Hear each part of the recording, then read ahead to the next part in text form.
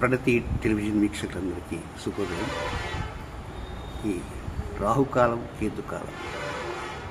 రాహుకాలం అంటే సోమవారం 7:30 to 9 రాహుకాలం.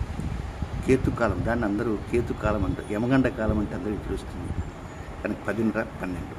ఒక రాహుకాలము కేతుకాలము రెండు కూడా మధ్యాహ్నం లోపల పూర్తయ్యేది. ఒక సోమవారం నాడు మాత్రమే పూర్తవుతుంది తప్ప మిగతా రోజుల్లో పూర్తి కాదు. అందుకే మనం రాహుకాలము కేతుకాలానికి సంబంధించినటువంటి రాహు పూజ కేతు పూజ సోమవారమే జరుపుకోవటం మొదటి నుంచి మనం చేస్తున్నాం. సో ఇప్పుడు కేతుకాలంలోకి మనం ప్రవేశించాను. నాయన ఘనపాటి గారు, ఇంకా మీరు పూర్వ సంకల్ప ప్రకారంగా కేతుకాల శుభకాల సమయత, ఇప్పుడు మనకి శుభకాల సమయత అంటున్నాం, కేతుకాలాన్ని కూడా ఇక్కడ మనం శుభకాల సమయత అంటున్నాం కనుక అలాంటి కేతుకాలంలో మనం కేతువుని ప్రార్థన చేస్తూ చిట్ట చివరిలో ఆయనకంతా అయిన తర్వాత మళ్ళా కేతువు కేవలం మొండెం మాత్రమే, తల లేదు కనుక తల భాగం పక్కన ఉన్నాడు కనుక ఇరువురు కలిపిన చివరిలో నీరాజన మనం మళ్ళా ఇద్దాం. అదే ప్రారంభం చేయండి. ఓం పూర్వ సంకల్ప ప్రకారేణ కేతుకాల శుభకాల సమయే యథాశక్తి షోడశోపచార పూజాం కరిష్యే.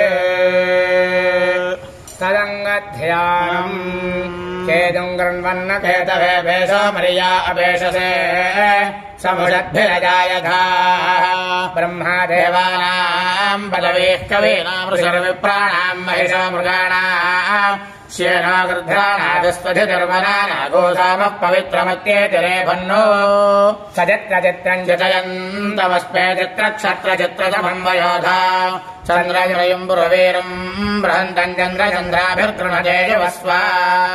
ఓం నమః సోమాయ చ రుద్రాయ చ నమస్తామ్రాయ చారుణాయ చ నమః శంగాయ చ పశుపతయే చ నమః ఉగ్రాయ చ భీమాయ చ నమో అగ్రే వధాయ చ దూరే వధాయ చ నమః హంత్రే చ హనీయసే చ నమో వృక్షేభ్యో హరికేశేభ్యో నమస్తారాయ నమః శంభవే చ మజాభవే చ నమః శంకరాయ చ మయస్కరాయ చ నమః శివాయ చ శివధరాయ చ. అధిదేవ నక్షత్రపూర్వక అధిదేవత ప్రత్యధిదేవత సహిత కేతుగణ అధిదేవతాభ్యో నమః కేతుగణ దేవతాభ్యో నమః. ఆవాహయామి కేతుగణ దేవతాభ్యో నమః ఆవాహయామి కేతుగణ దేవతాభ్యో నమః.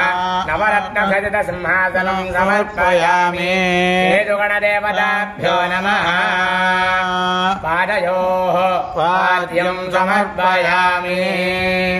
ఓం కేతుగణ దేవతాభ్యో నమః. హస్తయోః అర్ఘ్యం సమర్పయామి. ఓం కేతుగణ దేవతాభ్యో నమః. ముఖే ఆచమనీయం సమర్పయామి.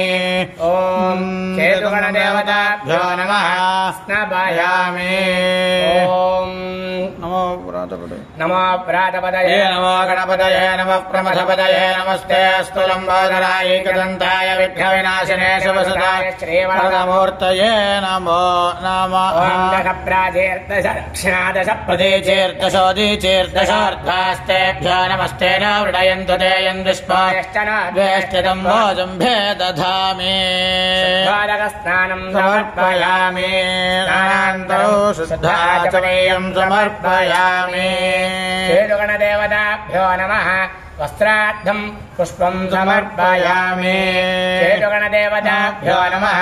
యజ్ఞోపవీతార్థం పుష్పం సమర్పయామి. కేతుగణ దేవతాభ్యో నమః. దివ్యశ్రీ చందనం సమర్పయామి. కేతుగణ దేవతాభ్యో నమః. ఆభరణార్థం పుష్పం సమర్పయామి. కేతుగణ దేవతాభ్యో నమః. పుష్పైః పూజయామి. ఓం భవాయ దేవాయ నమః. ఓం శర్వాయ దేవాయ నమః. ఓం ఈశానాయ దేవాయ నమః. ఓం పశుపతయే దేవాయ నమః. ఓం రుద్రాయ దేవాయ నమః. ఓం ఉగ్రాయ దేవాయ నమః. ఓం భీమాయ దేవాయ నమః. ఓం మహతే దేవాయ నమః. కేతుగణ దేవతాభ్యో నమః. నానావిధ పరిమళ పత్ర పుష్పాణి సమర్పయామి. ఇక్కడ నాకు చిన్న విషయం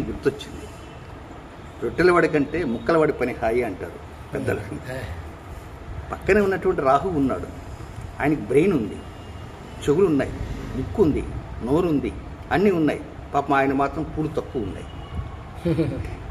ఆ బ్రెయిన్ లేదు, ఏమీ లేనటువంటి కేతువుకి బాగా ఎర్రటోపి పెట్టుకొని దర్జాగా కూర్చొని ముక్కు లేదు, నోరు లేదు, చెవులు లేవు, బ్రెయిన్ లేదు, ఏమి లేవు, ఆయనకి మాత్రం అన్ని పూలు పడిపోయినాయి. అది యోగం అంటారు. కేతు యోగం అంటే అదే. ఈ కేతు అనేటువంటి వాడు యోగం ఉన్నప్పుడే ఒకసారి సన్యాసం కూడా వస్తుంది. శనికేతులు కలిసి ఉన్న కొన్ని వ్యతిరేక యోగాలు కూడా వస్తుంటాయి. అందుకే నేను ప్రత్యేకంగా ఈ కార్యక్రమంలో చెప్పేది ఏమిటంటే, మా మణిఖనాపాటికి ఫణికుమార్ ఖనాపాటికి మనం వీలైనంత వరకు ఏదో ఒక రోజున ప్రత్యేకంగా దీనికి సంబంధించినటువంటి రోజు కాకుండా నాతో మీరు సహకరిస్తానంటే నేను మా ప్రణతి టీవీ వీక్షకులందరికీ తెలియజేస్తాను. ఏం చేస్తానంటే, సహజంగా రాహుకాల పూజ, కేతుకాల పూజ, రాహుకేతు పూజ అని చెప్పి ప్రత్యేకంగా మనకు టెంపుల్స్ పోయి చేసుకుంటారు. కానీ రాహుకాలంలోనే రాహుక పూజ చేయాలా, కేతుకాలంలోనే కేతు పూజ చేయాలా? సరే, మధ్యాహ్నం 12 గంటలప్పుడు రాహుకాల పూజ చేస్తుంటారు, సాయంత్రం పూట రాహుకాల పూజ చేస్తుంటారు, అది సమంజసం కాదు.